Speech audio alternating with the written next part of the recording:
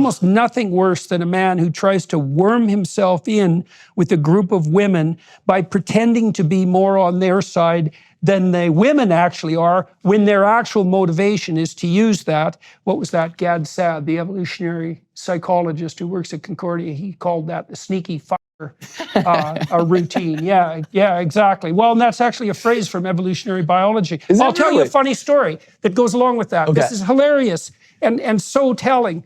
So primatologists who studied orangutans figured out a long time ago that there are two variant male types of orangutan. Mm-hmm. Okay, so there's like, orangutans tend to hang around in trees, they're arboreal. But the males who become dominant in a given territory get so large, sort of like a linebacker in football, and they have these big fat pads around their face that are circular. They get so large they can't really go in trees anymore.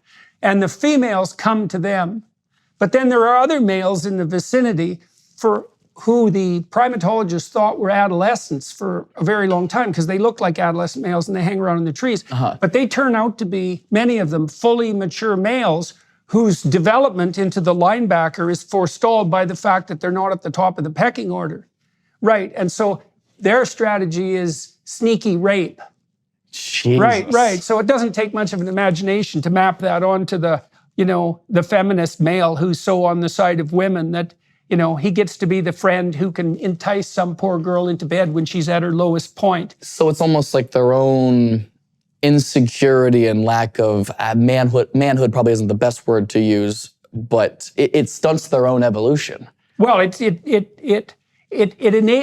requires that they take a different pathway to mating success. They can't use dominance. Yeah, right. So pathetic. Yeah.